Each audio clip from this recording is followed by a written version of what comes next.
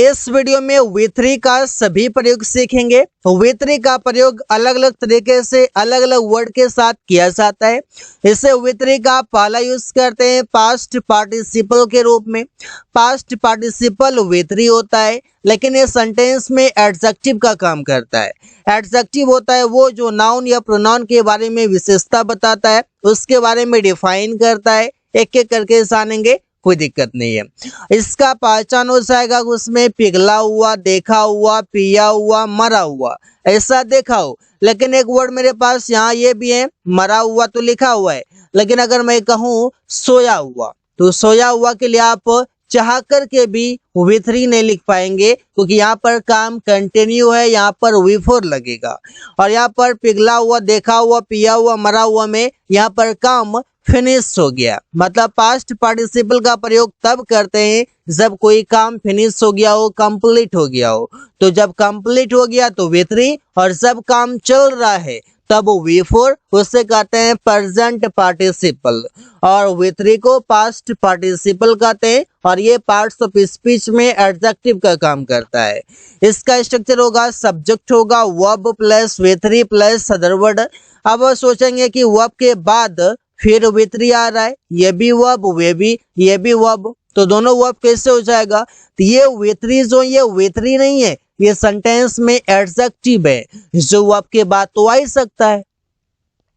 Example लेते हैं, मैंने सड़क पर मरा हुआ सांप देखा। अब मरा हुआ देखा तो मरने का काम तो फिनिश हो चुका था, तो सेंटेंस बनेगा I saw a dead snake on the road. अब देखिए मरा हुआ सांप, ये किसको क्वालिफाई कर रहा है? सांप को कर रहा है। तो सांप को कर रहा है तो सांप भी साथ में आ जाएगा। मरा हुआ सांप मतलब डेड स्नेक, सड़क पर तो ऑन द रोड। राहुल ने उबला हुआ अंडे खाया। राहुल ने खाया उबला हुआ अंडे। उबला हुआ के लिए आप लिखेंगे बॉइल्ड, और अंडे के लिए एक्स लिखेंगे आप। तो यहाँ पर उबला हुआ मतलब उबलने का काम कंप्लीट हो गया। उसने लिखा हुआ पत्र पढ़ा।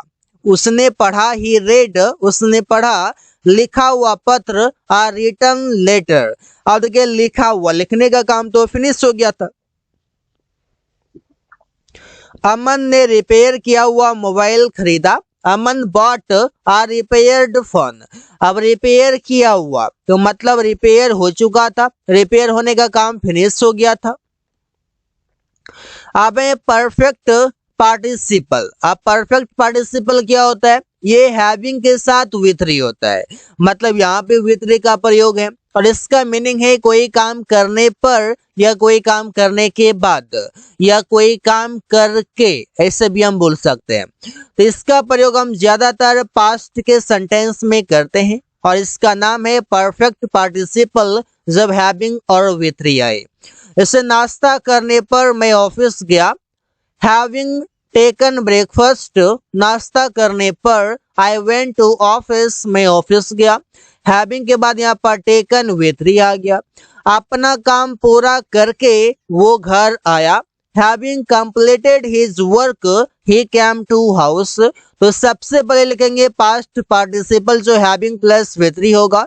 इसके बाद कोई ऑब्जेक्ट भी आ सकता है, और इसके बाद कॉमा लगा करके कोई भी सेंटेंस लिख देंगे, जो भी टेंस का आएगा, जैसा भी आएगा।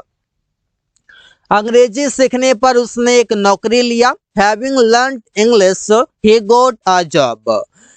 पत्र लिखने पर मैंने जमा कर दिया। तो having written a letter I submitted. तो हैविंग रिटन हो गया, having learned, having completed, having taken, ये सभी हैविंग प्लस वी3 से, और सबका मीनिंग आप समझ पाए हैं। प्रेजेंट परफेक्ट टेंस, इसमें भी वी3 का प्रयोग करते हैं। मीनिंग होगा कि कोई काम कर चुका है, चुकी है, चुके हैं, लिया है, दिया है, किया है, ऐसा सेंटेंस के लास्ट में देखने को मिलता है। इसे सब्जेक्ट होगा हैज, हैव के साथ हम वी3 का प्रयोग करते हैं। इसके बाद ऑब्जेक्ट आएगा, उसने खाना खा लिया है। He has eaten the food। यहाँ पर हैज के बाद जो ईटन है ये है वी3।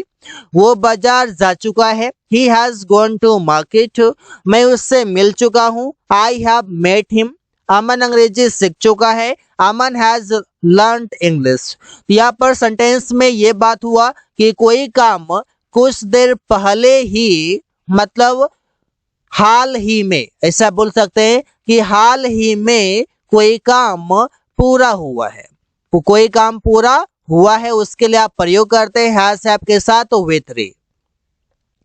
पास्ट परफेक्ट टेंस है, इसका प्रयोग आप करते हैं इस मीनिंग से, कोई काम कर चुका था, चुकी थी, चुके थे, लिया था, दिया था, किया था, ऐसा आता है। और इसका प्रयोग हैड के साथ बनाते हैं। इसका प्रयोग कब करते हैं, किस सेंस में करते हैं, कोई काम बहुत पहले, कोई काम बहुत पहले पूरा हो गया था, पूरा हो गया था, उसके लिए आप प्रयोग करते हैं हैड के साथ with 3। जैसे आकाश घर जा चुका था, बोल के देखिए लगेगा कोई काम बहुत पहले हो चुका था, तो आकाश हैड गॉन टू हाउस। अब यहाँ पर कोई टाइम नहीं है कब जा चुका था। वे लोग क्रिकेट खेल लिए थे, दे हैड प्लेड क्रिकेट। मुस्कान बाजार से आ चुकी थी, मुस्कान हैड कम फ्रॉम मार्केट। अमन और रमेश अपना काम कर चुके थे, अमन एंड रमेश हैड डन। अब यहाँ पर अपना काम दो है, एक से अधिक है, यहाँ पर अपना के लिए देयर लगाएंगे, देयर वर्क। तो ऐसे ये प्रयोग करते हैं। आई होप कि आप समझ पा रहे हैं। अब फ्यूचर परफेक्ट टेंस, इसमें भी प्रयोग करते हैं with 3। जैसे इसका मीनिंग है कोई काम कर चुका होगा, कोई काम कर चुकी होगी, कोई काम कर लिया होगा।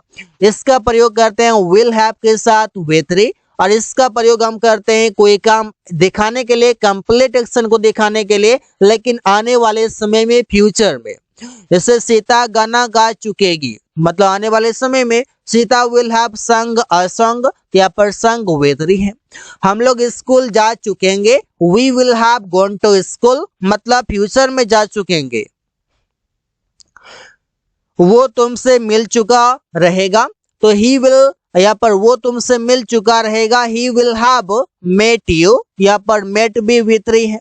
मोहन इस काम को खत्म कर चुकेगा, Mohan will have finished this work. तो इससे हम प्रयोग करते हैं with 3 का प्रयोग करने के लिए। अब आगे है पैसिव सेंटेंस। पैसिव सेंटेंस जो है ये टोटल 8 होते हैं, मतलब 8 प्रकार के ये होते हैं और सभी में with 3 का प्रयोग करते हैं। तो मैंने 8 से एक एक सेंटेंसेस लिया हुआ है, आप ऐसे सेंटेंसेस कई सारे बनाएंगे और प्रैक्टिस करेंगे।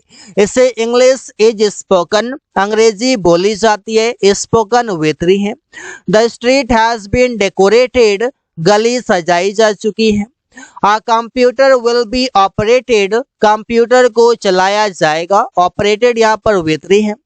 Mango was eaten by us, आम हम लोगों के द्वारा खाया गया, यहाँ पर ईटन with 3 है। Rahul is being beaten, Rahul को पीटा जा रहा है। Cricket was being played by them, cricket उन लोगों के द्वारा खेला जा रहा था। Vegetables will have been purchased by us, सब्जियां खरीदी जा चुकी थी। अब बाय अस मतलब हम लोगों के द्वारा, हम लोगों के द्वारा सब्जियां खरीदी जा चुकी होगी, ऐसा बात हो रहा है। यहाँ पर परचेज्ड with 3 है। Rahul had been sent to Delhi, Rahul को दिल्ली भेजा गया है, ऐसे प्रयोग होगा। मतलब सबसे पहले होगा ऑब्जेक्ट और इसके बाद होगा सेंटेंस में हेल्पिंग वर्ब, इसके बाद हो जाएगा क्या, इसके बाद हो जाएगा अगर मेन वर्ब हो, मेन वर्ब होगा तो वो भी with 3 में। इसके बाद होगा कोई भी अदर वर्ड जो कि आप पर दिल्ली हो जाए या बाय अस हो जाए, इस प्रकार से हो जाए, बाय देम हो जाए, ऐसा होगा। तो ऐसे हम प्रयोग करते हैं। आगे with 3 का प्रयोग एडजेक्टिव के रूप में कैसे करते हैं। एक एडजेक्टिव तो मैंने देखा पास्ट पार्टिसिपल देखा, अब यहाँ पर ये कैसे प्रयोग करते हैं। जैसे सब्जेक्ट होगा helping verb adjective plus other word. वे लोग शराब पीने के आदी हैं, यहाँ पर बोलेंगे they are addicted to drinking wine. यहाँ पर एडिक्टेड शब्द जो है ये है with 3 और ये सेंटेंस में काम करेगा एडजेक्टिव के रूप में। आप स्मोकिंग के आदी हो, you are used to smoking, उसे अंग्रेजी बोलने में रुचि है, he is interested in speaking English. यहाँ पर इंटरेस्टेड हो जाए या यूज्ड टू हो जाए। अमन अंग्रेजी सीखने के लिए उत्साहित है, Aman is excited to learn English, ऐसे बोल सकते हैं to learn computer, to learn everything. वे लोग आपको देखकर हैरान है, they are surprised to see you. Surprised, excited, interested, used to, addicted, ये सभी एडजेक्टिव के अंदर आते हैं जो हेल्पिंग वर्ब के बाद है। So guys, thanks for watching. That's all for today.